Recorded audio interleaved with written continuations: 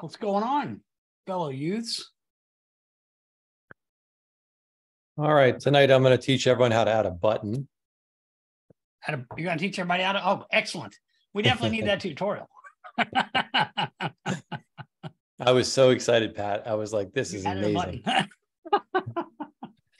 Yep. Well, all right then. Oh, let me go live here. What's happening, gents? Oh, not too much. I've been utilizing the easy wins snapshot. Excellent. Yep. That's good. Yeah, I have a new company using the positive negative links that Alok was showing me. I think it was like a week ago, maybe 2 weeks ago now. But with with like the landing page, like they click the link and it goes to like a landing page. Yeah. So it's really cool. They were impressed. They thought it was really cool, So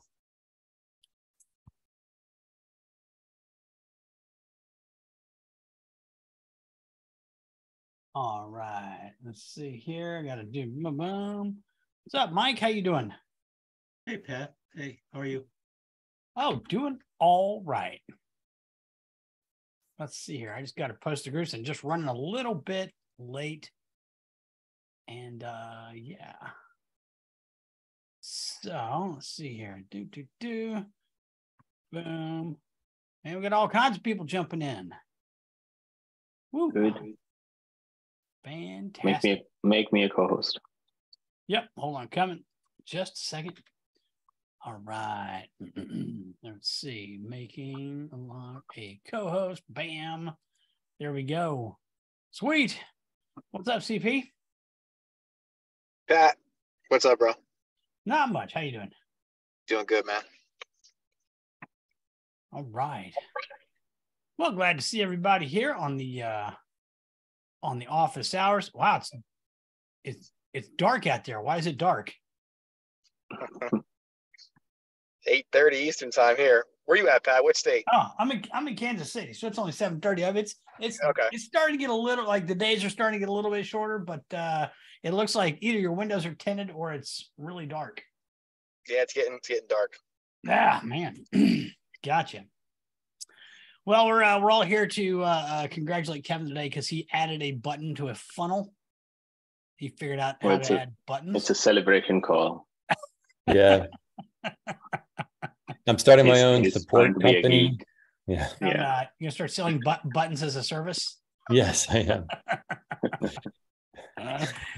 Oh my gosh. Jay Turner, what is going on? Nada. OBS is acting weird. Oh yeah, it does look like OBS. There you go. There it is. How's everybody doing? Oh, just chilling out. Sign me up for that. Sign me up for that BAAS, man. I've got to have me some BAAS. Yeah, BAAS. Button as a service. Buttons as a service. By Kevin Patrick. The course is coming out, I think, later this week. I've already got my affiliate links. So yeah. We've got a special affiliate link for the group. Yep.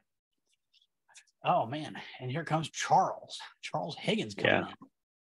Man, it's getting crazy. So is anybody Kevin, if you are using the easy wins with the addition of the booking bot stuff, I've been doing some testing, and like the chat GPT that comes built into Highlevel is, for some reason, like it's turned sour, like it's gotten really dumb, and it's going like doing loops and all kinds of stuff and not answering questions, all that stuff. So I've actually I'm moving it off. Well, actually, I'll add an option that you can use the built-in GPT, or if you want to use something like Pabbly or Make or something, you can use that. But I tested it against GPT-4 in Pabbly, and it just got smoked. So, and I can't break it if I use the Pabbly flows. So if you're going to do like a booking bot for your clients, that will definitely be something that you're going to want to do a quick update on the snapshot for. Gotcha.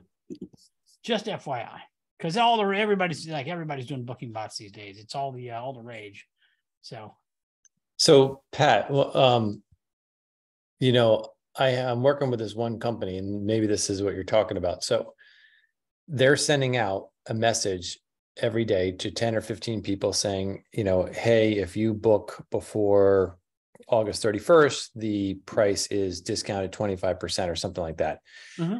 The person, the office manager, is sitting there, the message says, respond with a Y if you're interested. So all these people are responding with Ys. So you're saying that the booking bot can take over from there and say, that would be more of the database reactivation, probably. But the database reactivation does have that option in there. It says, just type yes if you're interested, no if you're not, or remove if you want to be removed from the flows or to unsubscribe. And that's what I use for my clients. And it's just like, I've got a version inside Easy Wins that will actually use Pabbly for GPT to create like the unique messages, or you can just send out like the same message, but basically the whole flow is like it sends out the prompt or sends out the request first, and it's like, hey Kevin, we got this great offer. If you book by this time, we get this much off. Are you interested? And if they are, then it kind of does like the just like what you did with the review and the two links, the binary choice links. It will send the links after you get a positive intent. So if I say yes or sure or anything like that, positive, then it will send a link. Go, great, here's the link to sign up. See you there, and then it'll follow up if they don't click on the link. It'll at least do one follow-up. And if they click on the trigger link, then it will remove them from the flow. And then if they book, then it starts the whole nurture flow and everything else like that. So same thing. I would just use the database reactivation. Gotcha. Yep. So for sure. What's up, Colin? You got your hand? Do you have to raise your hand? Man. I wanted to be polite here, man. No, just bust on in. Cool. So this is to segue what you were talking about with the chat bot. So I've been seeing, we're using the regular booking bot inside of GoHighLevel, which it pretty much can just, do what it's supposed to do, right? But it's not that complex after that. I've been seeing in the last probably 2 months, everyone talking about, hey, I got this new AI chat bot with ChatGPT. They're all talking about it. And we're trying to figure out the right route to go. I think you have one. You just mentioned something that it's been kind of wonky lately. And I've seen other people say the same thing, that the native GoHighLevel chat GPT integration is not there yet. So it's right. But then again, like, how are these other people doing it? Or are they just so I think one of the first AI bots out there, the first, I guess, AI was Zappy Chat with Matt DeSeno. And I know that initially they had people with like a Google sheet on the back end, and it was just like filling in, questions and stuff like that. It was real low tech at the time. They've modified it, beefed it up, and now it's using GPT and all this stuff. I think they're still using Zapier to do all that.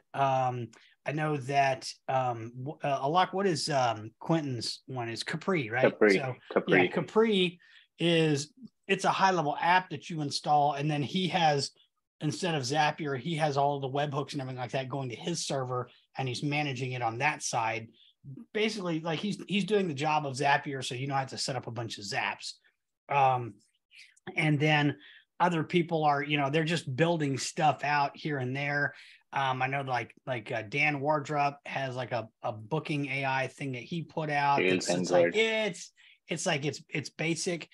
What I did is I was like initially playing with, like, well, they Highlevel released their GPT action, and initially it was actually pretty decent, except that I had to put a bunch of guardrails on it, like, don't do this, avoid mentioning this, stop doing that, because it's like, it's AI that is or ChatGPT is just a language model, and if you don't rein it in, it's going to go and say something really stupid. Like I had it at one point where I was testing out the database reactivation stuff, and it was, or I was actually having it write an email series for some sales copy for a product I had. And by the end of the email, it was giving people a free car and discounts, and it was going to come over and paint your house. I'm like, what are you? No, don't be giving, like, it was just making stuff up. Like, and if you buy now, you get a new car. I'm like, no, don't do that. No. So you have to kind of make sure you control it. And give it some guardrails. And what I've noticed with Highlevel just the last couple days is that the prompt that I worked, I've been making like little microscopic changes. Like, can I tweak it a little bit this way and tweak it a little bit this way? And like it just got stupid. Like, just like it wasn't doing things. I'd message the page and it would pop in and get into this loop of like, how can I help you? How can I help you? How can I help you? It was like, okay, something's busted. So I cleared it out and started it up again. And you know, then it would start asking qualifying questions and it would get stuck in a loop there too. So I was like, man, this is weird. So I dumped the prompt into just plain old GPT and tested it with 3.5. And it worked. It was still a little bit. 3.5 is like an excited teenager when it talks to you. It has a weird voice that is just there, and you have to make sure you tone it down. And then GPT-4 is way more thoughtful and way more when you give it instructions, it really follows the instructions well. And so I tested both on 3.5 and 4, and it was still worlds better than what Highlevel has. So I just basically moved my AI booking bot over to Pabbly. So instead of having it use the Highlevel GPT action, I'm webhooking the content to Pabbly. It's using GPT, its own action, and it's using GPT-4, and then it's spitting back the results, and I'm doing that. So it came back and it's way, way better. And I tried to break it, and I was asking it really stupid questions. It was going through like the qualification questions, and I wouldn't answer, but I would ask something else. And we're like, you're like, so are you open right now? I'm like, yeah, we're open for another hour. And it was literally like 5 o'clock, and I have the business hours set to like 6 p.m. Monday through Friday. It says we're open for another hour. So you really need to book. Let me ask you this question. So like, come back around to the question. If I'm missing email or phone, it'll ask for it like it's supposed to, stuff like that. So I'm able to actually run like an entire booking bot with FAQs and frequently asked questions and services and qualifying questions, all with like literally like a webhook to Pabbly, a GPT prompt, and response back, and it's able to do all of that. So now with mine, like I don't have it using Eliza to do the booking, because one thing I absolutely hate is trying to chat with somebody about when is a good time to get on a calendar and meet. Like if I'm trying to get you to book an appointment, like in my AI bot, like I gave it like a dentist persona. So it's like I set it up like a dental office with all the services and questions and stuff. And like if somebody's got like a chipped tooth, or they got a cavity, or like some kind of pain or something, they don't want to go back and forth on chat. Like, how's Tuesday? Is that good? We got some slots this time. Well, no, that doesn't work. What about Thursday? Nope, Thursday didn't work. How about Friday? Friday works. How about noon 30? You know, like you're doing all these messages back and forth, where it'd be way easier to say, here's a link. And you go to the link, your name and your email and your phone's already populated. You pick a time, pick a button, click the button, hopefully the Kevin Patrick button, trademark, and then you're booked. And so, it's like, it's much quicker to just send a link and let somebody book, instead of, and plus if they stop the conversation, like they take a phone call or they get busy, the link is there instead of having to try to go back and forth and pick up where you left off and discuss times. So that's kind of the stat. I think that how everything is with, let's see, what was the question? No. Yeah, I was just, cause I know you've done a lot with the review bot and you've trained AI and all that kind of stuff. So we're just trying to figure out because we're in insurance, right? We're trying to see if there's something else that's out there that's better, that's going to increase the likelihood of them booking an appointment, versus just using the booking bot through GoHighLevel. Yeah. Well, I think with Highlevel's conversation AI, like, let's see, or you're talking about using just Eliza, right? Your Eliza bot. I mean, I don't know if we have Eliza. We have the whatever's with the 497. You type in booking bot into Highlevel, and that's what pops up. I don't know if it's Eliza, but it's okay. It used to be that's called right. Eliza. They rebranded it to separate that one. Yeah. Oh, okay. Yeah. So yeah, I think I think what they're with their conversation AI, what they're coming up with now is basically going to replace their booking bot, except that it looks to me like their booking bot is actually going to be doing the same thing and be sending you a calendar link. Because if you look at it, let me go in here and I'll load something up. It's like that. And let's see, go over here to.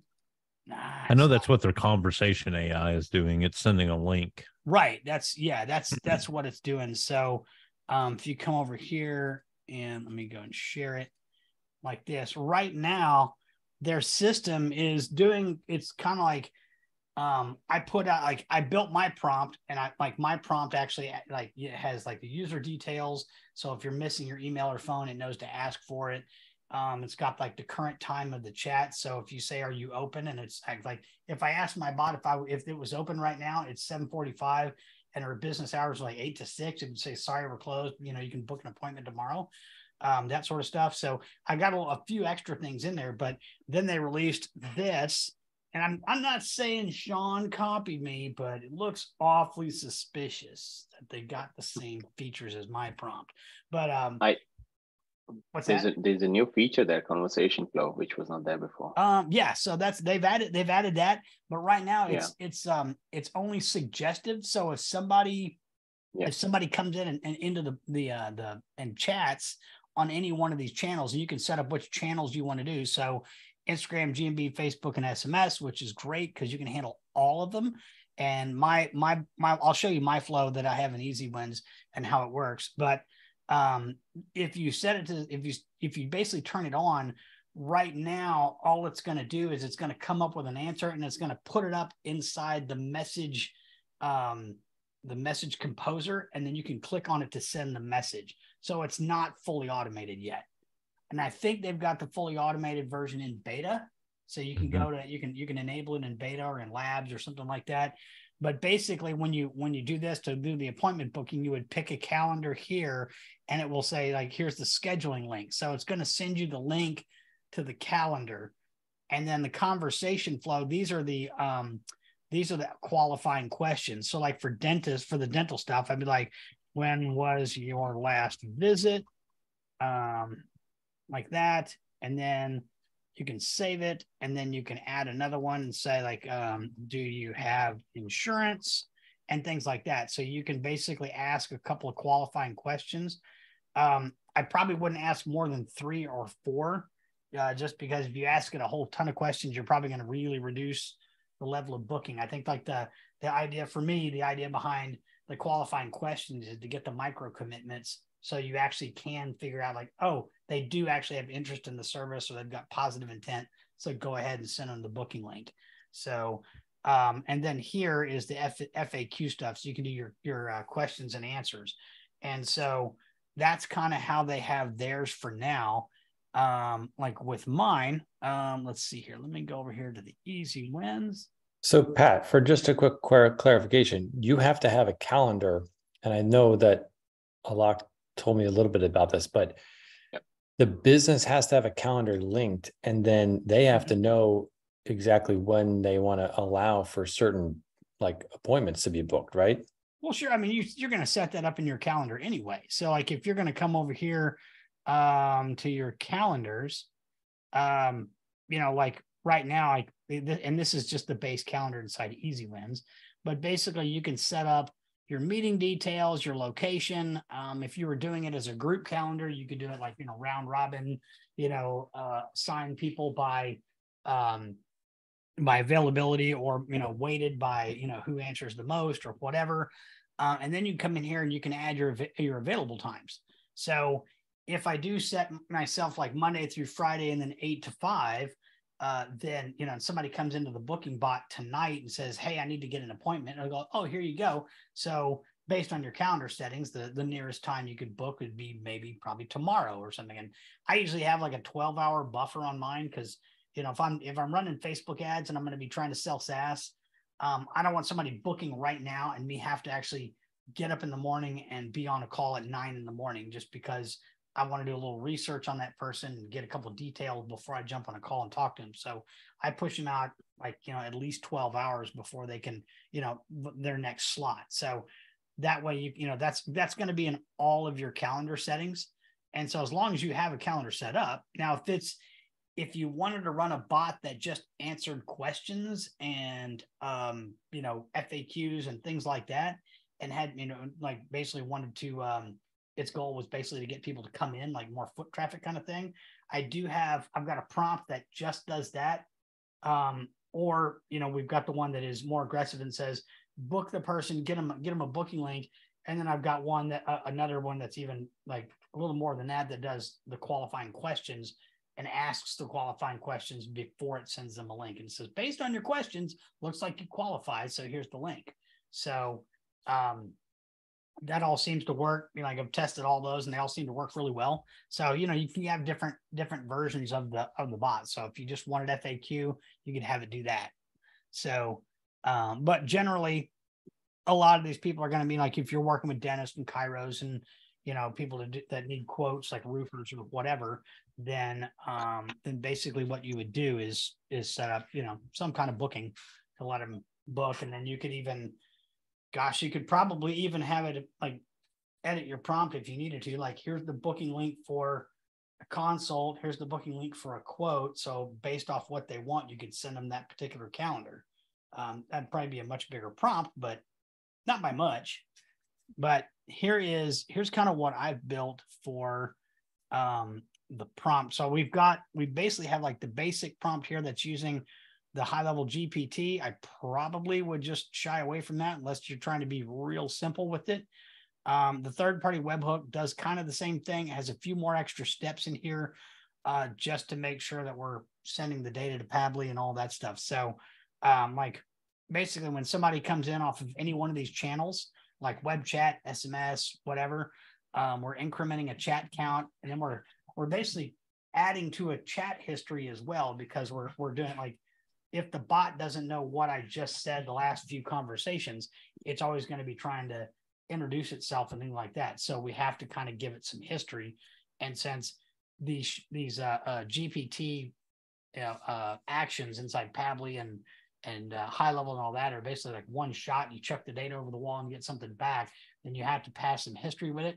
So we basically build the history. If we have more than 30 messages back and forth, then we kind of clear it out. That otherwise it'll get way too big. And then we basically we do the webhook and we pass all this information like current time, the bot name, the business, like all the business information, qualifying questions, the booking link, and the history. So we pass it to the webhook. It does the chat GPT. It comes back for the response. Basically what happens is that the webhook will execute the GPT, and then when it's done, it will actually set a custom field for this contact. And that's what we're waiting for, is that contact, that response to come back. And then based off that response, then, and what channel you came in on, then we shoot back the message. And, like for Messenger, it's basically, there you go. We're just sending back the chat response. And so this thing just goes and goes and goes. Every time you message it, it just goes through this whole thing over and over and over again.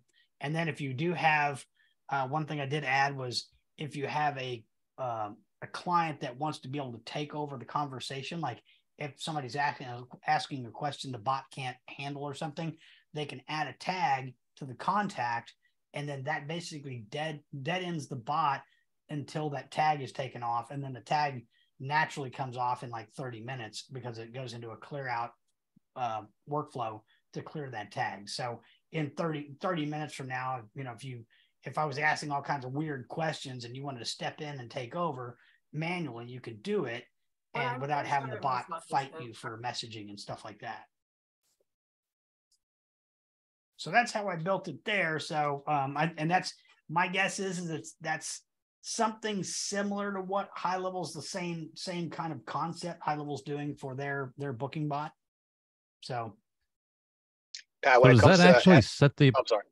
Well, so does that actually set the appointment in the calendar? No, it sends them a link. Oh, okay. I got you. You know why I hate that? I hate doing it. I mean, I'm sure like if you wanted to, like you got positive intent, you could probably have it like have the workflow switch over to Eliza and then book the appointment there. But why pay for Eliza again when you can send somebody a link? But I think Eliza is free, the booking bot, which is in the workflow. It's not charged. But here's my argument with that, and I agree with Pat. Like, there are two scenarios, right? If you want to make an appointment, you send a message to a dentist, and the dentist replies, okay, which day would you like to book an appointment next week, right? Then you have to reply Wednesday. Okay, Wednesday we have this, like 9 a.m., 10 p.m., 10 a.m., and 2 p.m. available. Which one would you like? Okay, this. Then you send 2 or 3 qualifying questions. Like, there's so many messages back and forth. Like, that's scenario one. Would you prefer that personally? Or you send a message to a bot and say, hey, I would like to make an appointment. And the bot says, here, just click this link and book a time. Well, it doesn't do all that messaging. The Eliza bot doesn't. All it does is you send out so it's meant to be used if you get a positive intent or an intent, you would put it after an if statement is how it's supposed to be used. Mm-hmm. You put it after an if statement. So you had that positive intent or whatever to book an appointment. Basically, you know that they want to book an appointment. So they indicate that they do. And then you can program in the first message that goes out to them. So maybe you're selling something, hey, we're having a huge flash sale. Would you like to, take advantage of this offer? If they say yes, then you could have your next message that goes out it has to be another question because the bot has to determine a positive sentiment. So you can send any question you want. Mm-hmm. You just need that positive engagement with the bot. Once it does that, it immediately fires back. Great. Here are the days that are available. Mm-hmm. They select their day either by putting in the date, the name, the abbreviation of the day, whatever. They can put anything that's in that line.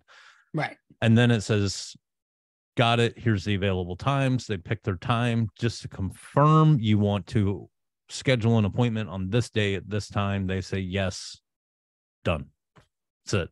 Yeah, but still, I mean, that's still back and forth messaging. Personally, and again, I'm just asking for opinion, like your thoughts, like everyone in the call.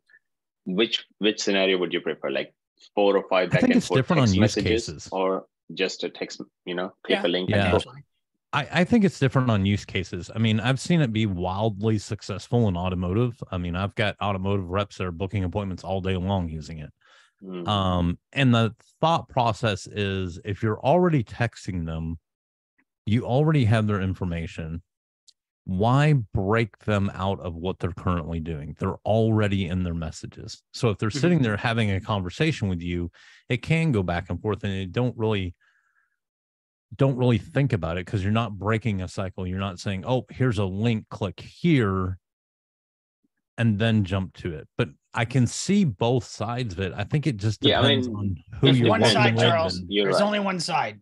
No, afraid not.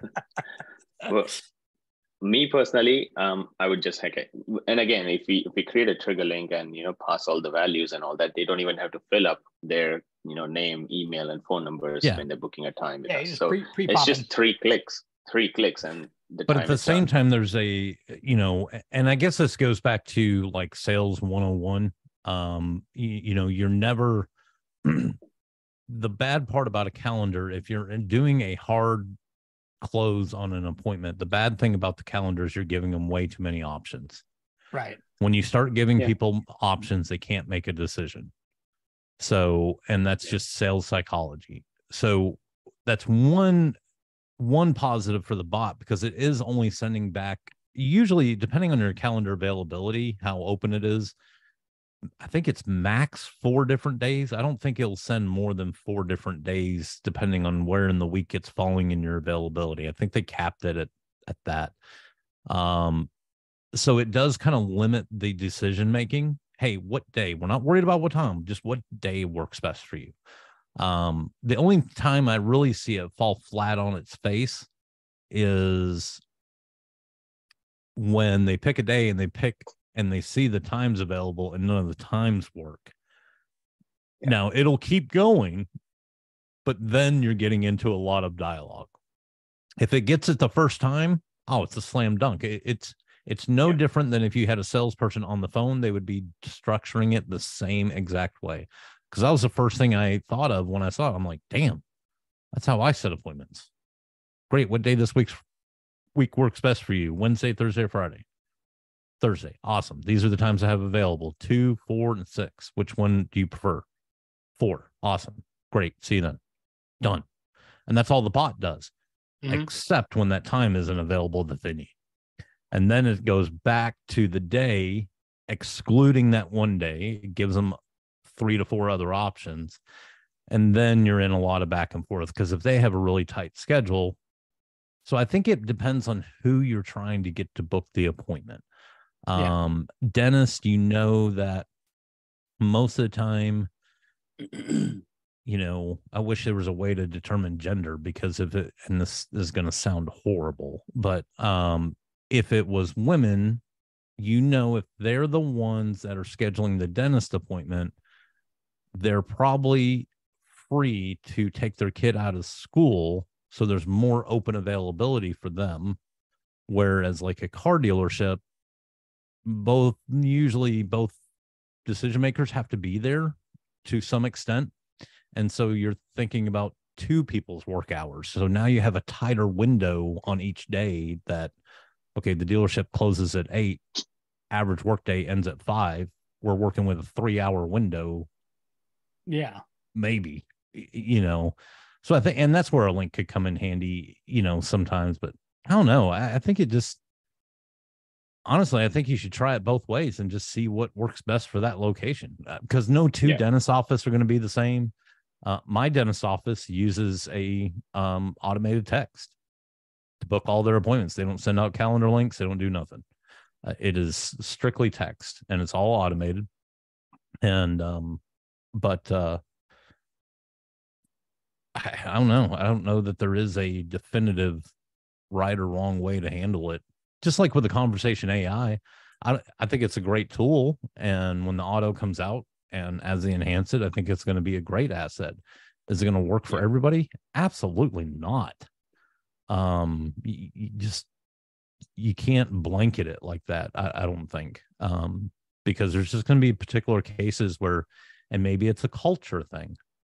That's what a lot of people don't think about. Yeah, okay, the business is this, it should work. Well, maybe in a metro area, but not in a rural area.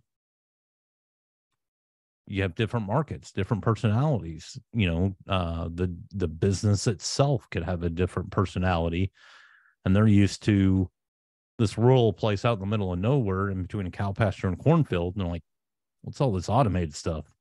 Yeah. Where's Pat? I just want to talk to Pat. Get me off this automated crap. You have that. I mean, and there's no way around it. It's buyer personas. So I think you just have to, that's the wonderful thing. It costs little to nothing to deploy this stuff. Try it out for 30, 60, 90 days. See what works. It may surprise you. If they are out between a cow pasture and a cornfield, you can give it a persona and tell it to give it like a nice country twang and stuff. And it'll talk to you like that. Yeah. Say y'all and yonder and all kinds of things. We're over yonder. Where are you guys located? We're over yonder, over by the Dairy Queen. Oh man, now I'm hungry. I gotta go get a concrete. I had ice cream earlier. Oh, okay. We had our open house. School's starting back this week, so it's been an absolute madhouse here. Oh yeah, I've seen like all the school parking lots are just packed. There's teachers and everybody's freaking out like, ha ha. Yeah. Awesome.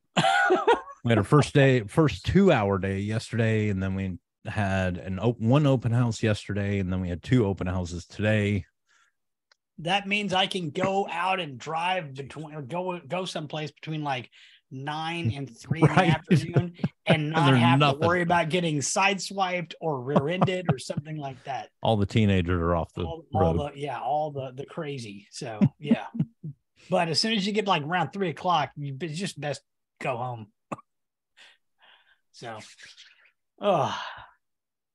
yeah, so that's like all the crazy booking bot stuff. So yeah, that's kind of what we've been doing. So what are you guys doing with like so far with your insurance booking and stuff? And as far as like insurance is like, what kind of insurance is it? Like independent agent selling like auto, life, home type stuff, or? Ours is mostly life insurance. Oh, okay. But yeah, I've seen people talk about conversational AI, and one thing that scared me was the text screenshots they were posting on Highlevel. These were like paragraphs long, and I'm thinking, dude, that's going to cost a crazy amount of Twilio charges, unless there's a workaround for that. But they were like, these AI bots were putting out paragraphs. Yeah, you can tell the bot to like mine. I have it. What is my prompt? Let me see here. So I give it the name, and then, from the business name, trained to qualify user for appointment and give very brief response to user questions. So you can tell it like, and you could even say like no more than 200 characters or something like that. Mm-hmm. And so when you give those instructions to the bot, especially if you're using like a GPT-4 action, it's going to follow that pretty much to the letter. So like you can always like the way I build these things, I try to build them kind of like general audience, like this is going to work for a lot of people. And then if you have to tweak it and dial it back or expand it, because like for say like a chiropractor, you might want to add more HIPAA compliant type text to it, so you're not blurting out, random well, and that's what we do for our automated reviews. Like if it is a chiropractor and they're getting reviews and somebody says, oh, he healed my back pain, well, they can mention it, you can't. So you have to basically say like avoid any mention of medical issues or health issues and that sort of thing as part of the prompt. And that way all it will do is say, oh, hey, we're glad that we were able to help you out, etc. Thanks very much, and things like that. So that way you're not violating any kind of HIPAA compliance at all. So it's all just a matter of kind of like tweaking the prompt a little bit.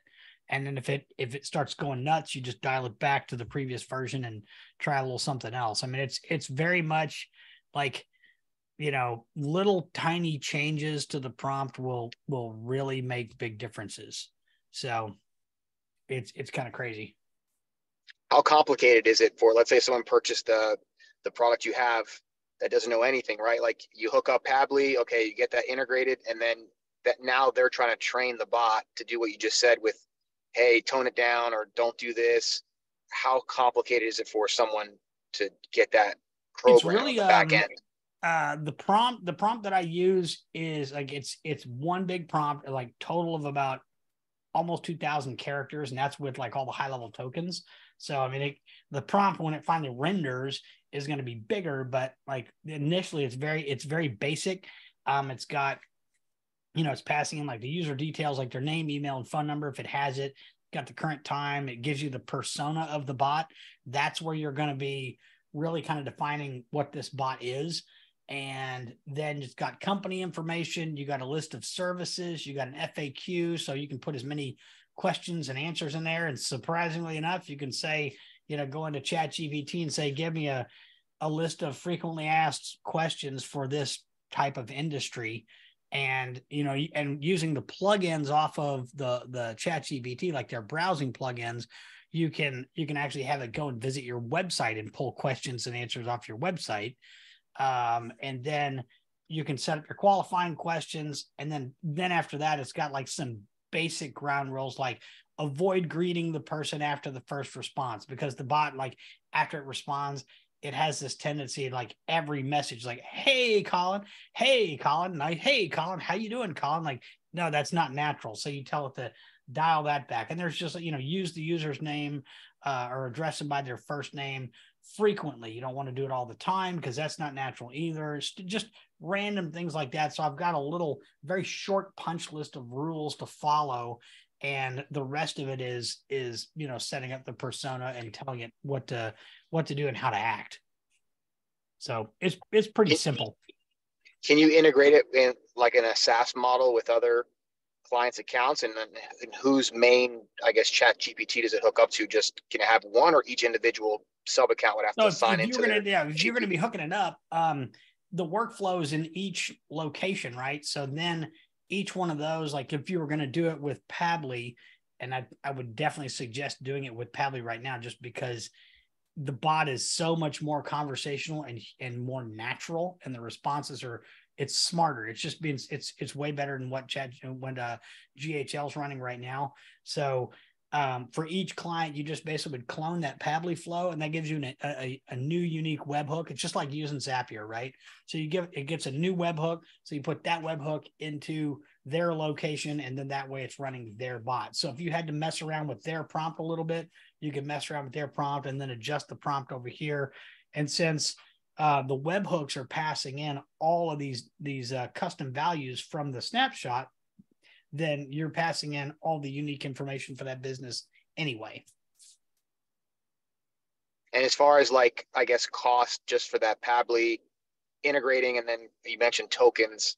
Yeah. Is that like astronomical per month, or is it like to maintain so we that? run let me see how many messages I'm running.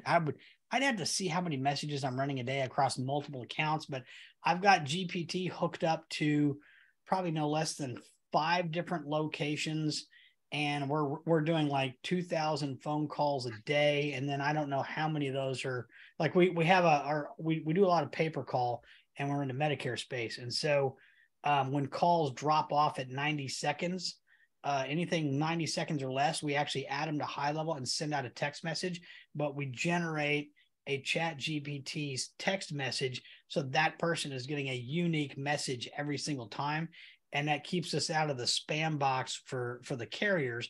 So we're sending like hundreds of messages a day per account. And I think like last month I spent $3 on ChatGPT. So that's nothing. Okay. yeah, it's literally nothing. Like it costs you, like, you won't even think about it. It's ChatGPT is so cheap. So I guess you'll pay more if you use the native ChatGPT action on Highlevel, because every use you're paying 5 cents to them.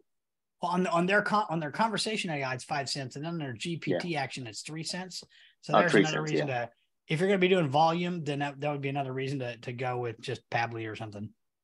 And Pabbly, I like Pabbly over, I like Make like / Integromat a lot. I like Pabbly even more because most of their internal actions, like Zapier charges you for every single action as a task. And so, that goes against your account. Most of Pabbly's actions are, if they're internal, most of them are free. And so when you're running your Pabbly flows, they're costing you like half as much as Make or Zapier. And they're cheap. They got a lifetime deal. It's just stupid. It's so good. I mean, you get like, I think I've got like 20,000 operations a month.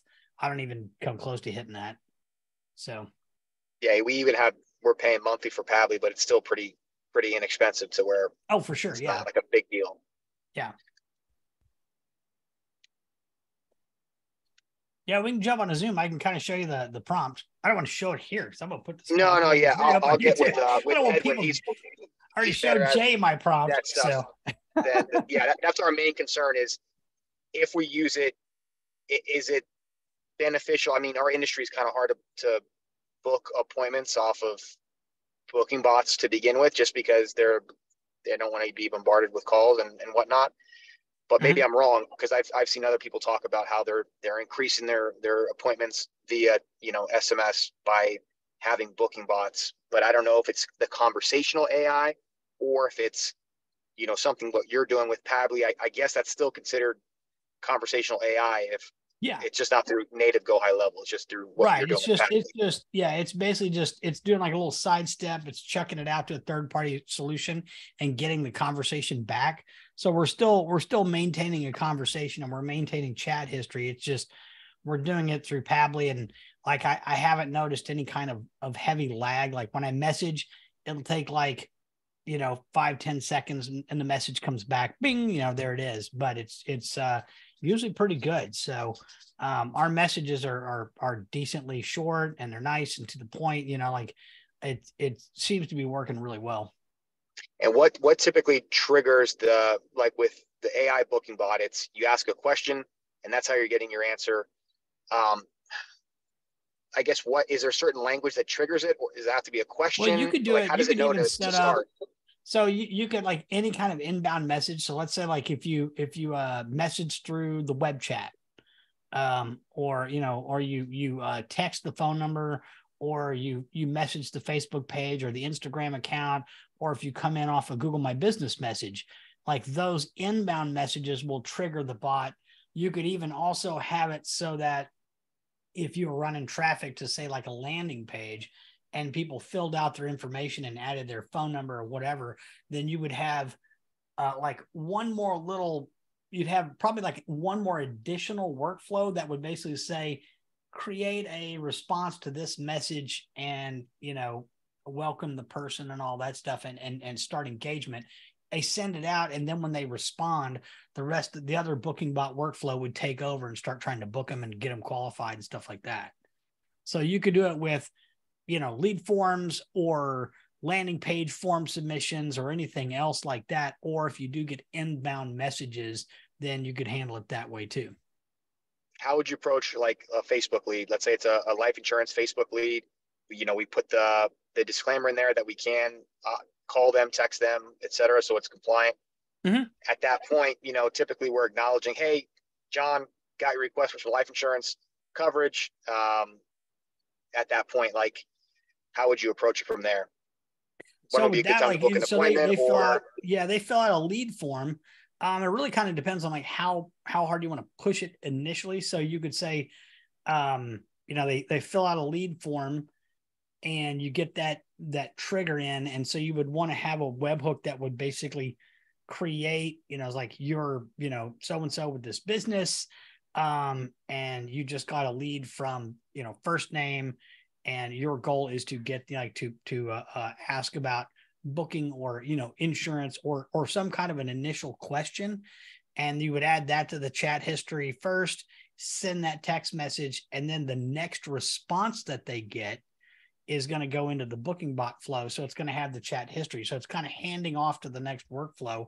And then the bot's going to go, oh, okay, I know what I'm talking about now. So, and then I'll be doing that sort of thing. Okay, cool. So yeah, should be decently easy.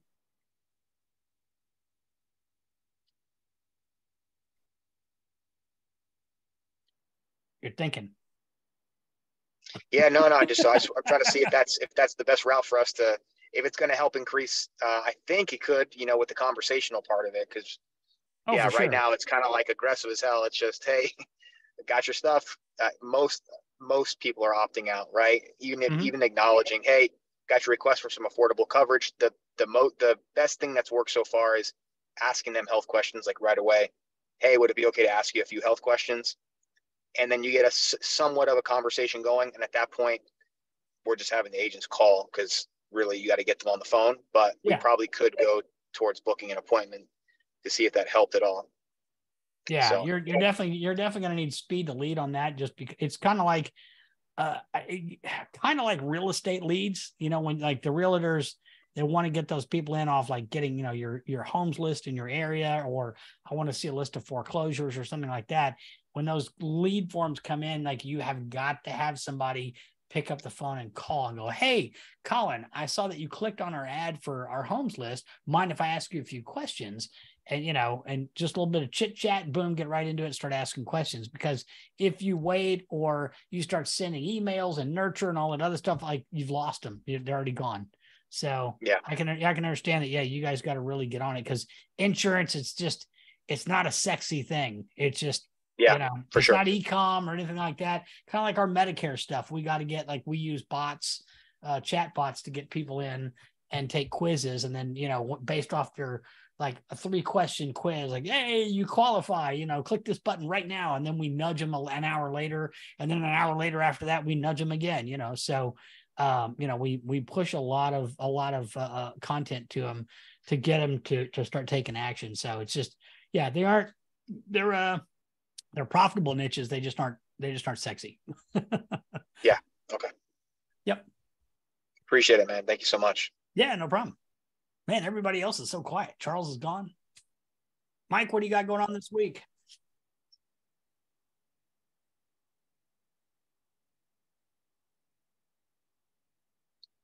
You making some headway? I'm making no headways. Why not? I don't know, man. What's your plan? What are you working on? Actually, I found you guys initially through the white label suite. Yeah. When you guys did the easy wins presentation there. I don't know. I haven't had too much success with giving away 20 free leads. Are you doing anything with Charles's approach on Alignable and doing partnership type stuff? Not yet, because I'm not really well versed in any of this. So I'm trying to I keep coming back to your easy wins, and I've been running ads, and my brother and I have been running ads for doing some SEO type related stuff, and I think we're probably swinging back around to going full on just SaaS with the Google My Business, AI reviews, reputation management, and like the super basic stuff, the basic SaaS, man, like the unified inbox, the missed call text back, throwing the booking bot in there as well now, since I've got that nailed down. Right. That right there, like and with Easy Wins, you have access to the AI reviews. Try that as a foot in the door technique, man. I mean, let me see, like, Nathan Novick. I've been chatting with him. He is, he's doing the GMB stuff, and he's doing reputation management, and he's doing the AI reviews. He's absolutely nailing it.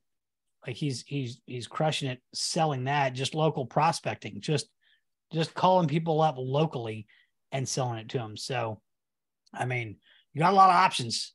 So start doing. If the 20 free leads doesn't work for you, pivot maybe a little bit, throw in something else, and start jumping on those alignable calls. You can say I'll get you 20 reviews, not 20 leads. That's it. Yeah. Like there are so many options with easy wins. Like it's unreal. Just pick one and just go for it. Like it's easy to get paralyzed with high level because of so many options, but just pick one, only one. You decide which one feature you vibe with, and you understand maybe 50%, not 100% as well. Like Kevin Patrick, I mean, that dude, he just figured out how to add a button to a funnel. He's selling it, like he's selling pretty much a few sales every week. He don't know what he's doing. He just knows that this software is powerful, and he just talks about it, and he gets a sale. Like you just have to talk to more people. That's all. Yeah, right. We're gonna be doing. I think a lot. Didn't you do like an interview with Kevin? Yeah, it's like we're still figuring out where to put that. So it would be in a membership somewhere. Yeah, we gotta do that one, and then I'm gonna be actually interviewing Nathan about his process, just like we did with Charles with his alignable process. So we're gonna be putting that out there. It's like, man, that's like solid gold content. We should have probably packaged up Charles's interview and sold it. It's that good, man. It's so good. I tell anybody like that, it's like, oh, I'm having trouble getting some clients. Like, man, go watch this one video. Just learn what Charles is doing. That's it. Do that. So that's on your YouTube this week. What's that? Is that on your YouTube channel, that Charles interview? Yeah, Highlevel Freaks. Yeah, it's all about alignable partnerships. Okay. Yeah, Charles basically just hangs out on Alignable and partners up with other companies that like the web devs, the SEOs, the SMMAs, and the digital marketers, and gets their clients to sign up under basically to sign up under their affiliate link, so they get commissions, but Charles is picking up clients. So he's not prospecting in clients. He's getting somebody else's clients. I love that. That's cool. That about job, it, Charles? Yeah, I mean, and it's also, I mean, I basically looked at, I'm like, why is everybody in the high level community just assuming that freaking ad agencies want to be a high level agency? Maybe they don't want to learn software. Maybe they just want to do what they're good at, which is running and managing ad campaigns and ad accounts. So I was like, well, you can lead a horse to water, but you can't make it drink. I can make it drink with Highlevel. So let's partner up. You already have my clients, and maybe you can help out my existing clients if they want to run ads. Because I'm pure SaaS. I don't do any service. I sell a CRM platform. That's it. But then, also at the same regard, like I'm on Highlevel's daily calls just about every day, answering questions, helping other agencies along with Highlevel. And some of those they end up becoming affiliates for me on my SaaS, and they're running a SaaS. But it's because they get in front of people that they would rather pass them off to someone else than totally burn that bridge. I had another SaaS agency do the same thing today. She's doing SaaS, but she's focusing on reputation management, Google reviews. She does a couple other things, but the primary of her offer is Google reviews. Well, she had a logistics company at her BNI group ask her about what they did, and she said, actually, let me get you in touch with someone else that can probably help you more, that's familiar with all the different CRM platforms out there and what the differences are. And so she signed up to be an affiliate, already sent them over. They've already watched the demo. I've got an appointment scheduled with them. So, and it's a large, Inc. 5000 logistics company. A lot of people it's in not Highlevel yellow, is it? No, no. But it's not everybody is to the same level. So you have to go in not assuming. I mean, the age old saying, assuming makes an ass out of you and me. I mean, and that's what you see. If you watch the group, that's what a lot of people are doing. They're assuming that, well, why am I going to partner with an ad agency? Why wouldn't they just buy Highlevel? Maybe they don't want to. Maybe they don't want to restructure their entire freaking business. There's a wild idea. Same thing with website people. So I just partner with them. They already have my clients. And then I get them on the platform. Like I had a social media marketing company out of the UK. They're coming on board as a paying customer, but they're going to be a partner. So they already have clients that they're going to refer to the platform because they want to use the scheduling tool and not have to do it all on their own. And they also want to do text and email marketing for their clients. So, and it works out well for me because if I can get that agency on as a sub account, any other accounts that come on that they are working with, I can simply just I can go into the agency side and add them as an admin to that other sub account. So it makes it easier for them. They can just jump in and out of accounts all day with one login. They don't need agency access. They just need admin access to each location. Oh, okay. Yeah, but they have to be. When you have to have an account. When you partner with these clients, are you building out a snapshot specific for their business, or are you just given what's in Highlevel? So I have snapshots that I do. So I have 3 primary snapshots. I've got an automotive one. If I do get, I try to stay away from automotive, but so I have 3 primary. I have one. It's a lightweight build for entrepreneurs, or if you want to get your hands dirty and build on top of it, that's the one to go with because it's a lighter weight build. So there's not a ton in there and it's easy to build on without conflicting. But then I have a business in a box, which is like 75 plus automations already built out, custom values out the wazoo. That's basically, I don't want to touch anything. I just want best practices. Great. Here you go. But that's it. I don't customize. I mean, we customize basically like names, brand colors, logos, social media, custom value type stuff. Yeah, that's about it. Smart. Yeah. That's smart. And then it backfills everything. So, yeah. And I mean, we're going to be probably launching some additional plans where if they want just a sales machine, they can get just a sales machine. It won't have anything in it associated with reputation management or invoice tracking or anything like that. or vice versa. Maybe they just want something to do with reviews. Okay, well, I'll give you a piece of the snapshot that's just catered around reputation management. It's already got the funnels. You click them, leave a review, yada yada yada. So I may piecemeal that out into 4 different things. I haven't totally decided yet. A lot of it's hinging on when Highlevel rolls out the additional slots in the SaaS configurator. Okay. So, because I don't do any custom deployments, it's what's in the SaaS configurator, and that's it. No ifs, ands, or buts. It's all one price. I sell $297. That's it. I don't have multi-tiers. I don't do any of that.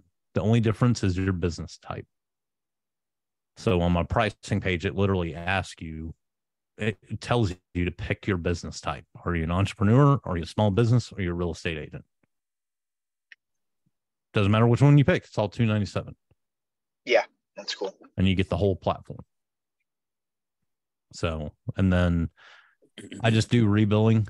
I don't make any money off the rebilling. I don't care about making any money off the rebilling. It's more, I want them to stick around. I want them to use the platform and stick around. Yeah. So, yeah, I mean, because I had one guy from Canada, he came to me simply because of my rebilling. He'd worked with 2 other high-level agencies, and he was hemorrhaging money because they had their rebilling marked up so much. The guy's sending out 6,000 to 10,000 text messages a month. Oh, wow. So you can imagine if you're 5xing that cost, that's going to get awfully darn expensive. That is a lot. Yeah. Insane amount of money. And I'm like, dude, I cover my Stripe fee, and that's about it. I may make 1/100th of a cent every 100 messages that you send, maybe. So he's on. You typically choose 1.4, Charles, 1.4x. 1.4 or 1.5. I think on the AI stuff, I put 1.5. Everything else I put to like phone, email, verification. All my accounts have to have verification on. I won't let them do email without email verification. So it doesn't hurt the email sending spam, right? Because even though they all have to hook up their own custom domains, we don't allow them to stay on a group one or the default. They have to go buy one. But also, I don't want them coming back to me complaining about spam. Why am I landing in spam? Why am I landing in spam? And a big part of that is just emailing bad emails. Because everybody and their mother's buying some garbage list off of some platform or service, and it's all garbage. I mean, it's recycled emails from 10 years ago. That makes sense. So, yeah, I make them. I've made one exception to that rule, and it's only because I know the guy, and he is very meticulous, and he doesn't buy lists. He gets it straight from the person, because sometimes the validator will mark an email that's actually valid as invalid. It has to do with something, and it's usually a corporate email of some kind. It has to do with the Microsoft Exchange system. So it's just their security that's kicking it back. So for him, because he's in the medical field, and so he deals with a lot of that, I was like, you can turn it off. But he's one I don't have to worry about. So he used to work for a CRM company, so I'm not worried about him. But yeah, it's just, and then I do make sure they all have the phone number verification turned on. I mean, it's additional charges for them, and I make it at the agency level. I do make it every 90 days on the email verification. I don't leave it to the default 180. I want it checked every 90 days. Revalidate it. It just helps them out. Look, it's an additional cost, sure, but would you rather have a clean list or a dirty list? For the phone number, that's going to help their reputation score to not get labeled as spam for their CRM number when you're doing the text messaging validation. Okay. Oh yeah, because you're not sitting there trying to text the landline. Now Okay, does LC phone, do they do the validation the first time they send a text, and It happens before the actual text goes. Oh, okay. So Okay. it sends what it is just like in Twilio. So because it is Twilio. Yeah. So they send basically in layman's terms, they send a signal to see if it's a landline or a mobile. If it's a mobile, then they go ahead and send out that first text message.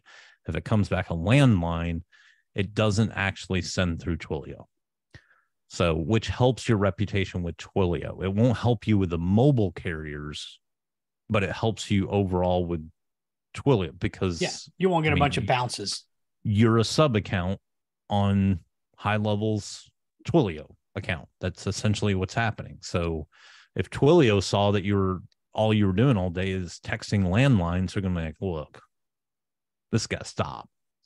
Like, stop with the madness. Yeah. They have an API. They have an API specifically to determine what the line is. Mm-hmm. Yeah. Yep. So, yeah, I mean, I just keep it stupid simple.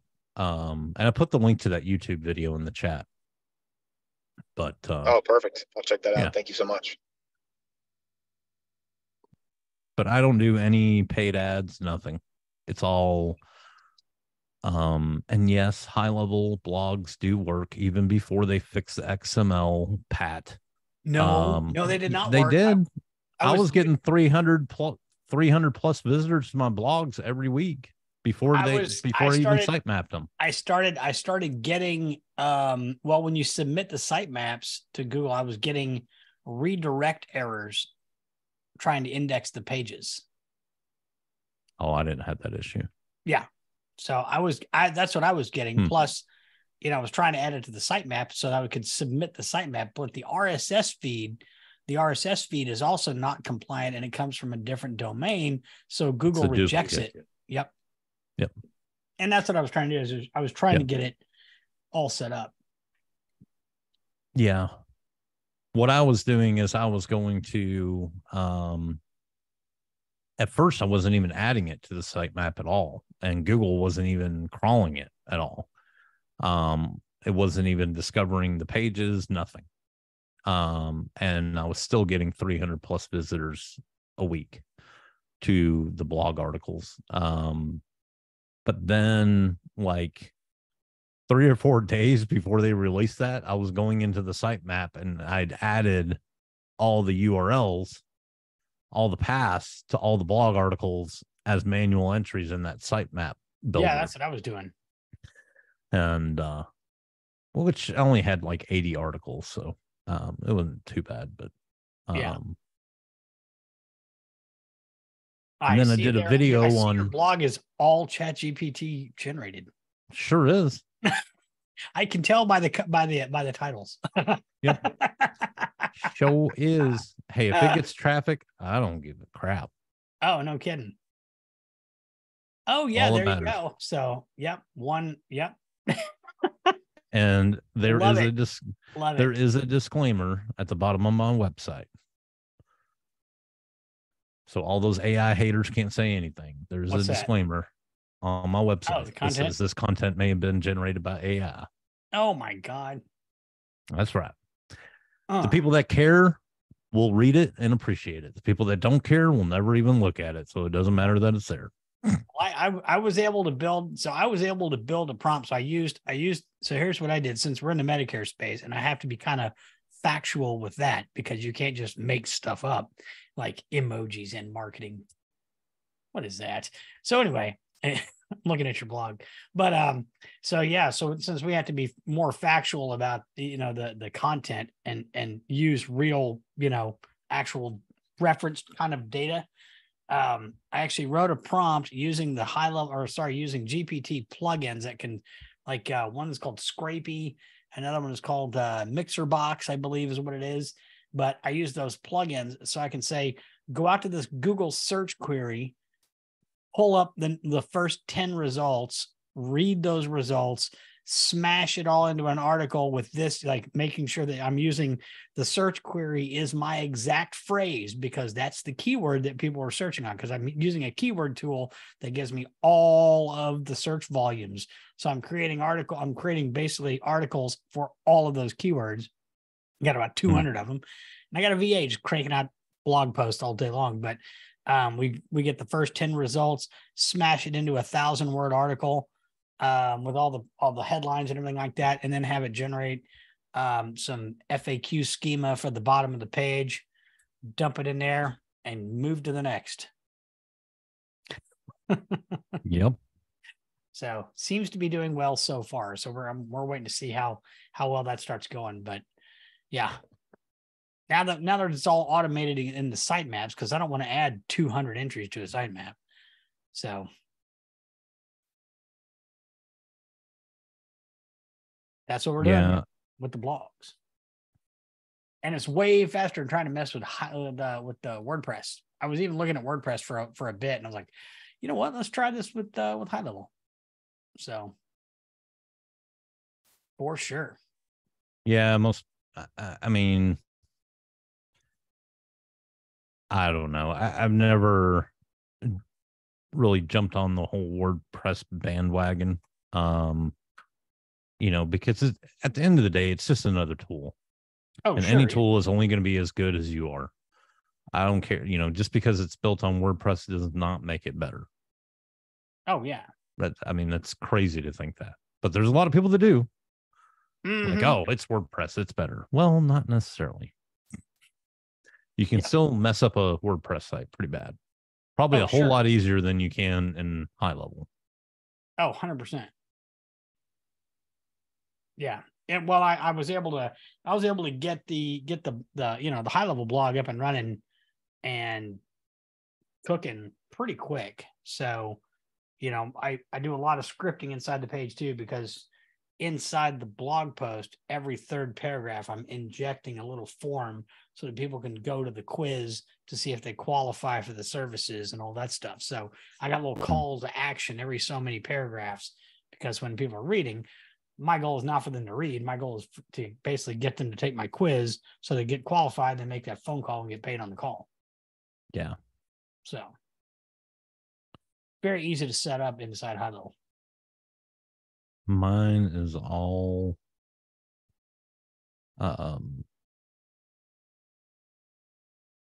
trying to get traffic. The more traffic I get, the better. Oh, for sure. Yeah. Perfect.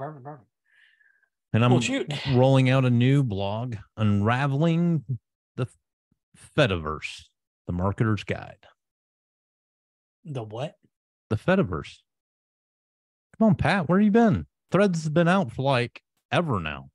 You haven't heard of the Fediverse? People still use that? Yeah. Threads? Yeah. Really? Huh. I was on it for like 5 minutes, and I was like, nope. Yeah, well. Hard pass. Meta is leading the race to the Fediverse. Well, yeah, and then except I X saw will be coming along, and then there's talks of other social platforms rolling over to the same structure. It's a restructuring of social platforms. Interesting. Yeah. Okay, well, I guess I'll miss out on the Threadiverse. Well, you can read my blog and learn all about it. I will read your blog. I will subscribe to your newsletter. You can print that and send it, right? Right. Yeah. Okay, good. Snail mail. It'll get to you in 3 to 5 business days. Excellent. Awesome. All right, yeah. Speaking of 3 to 5 business days, I'm sending a box to a lock. I go to the post office today and I send it. So I fill out the customs form and like, when is it going to get there? I'm like, well, it could be 2 weeks, could be a month. I'm like, thanks, right. Thanks, post office. Oh my gosh.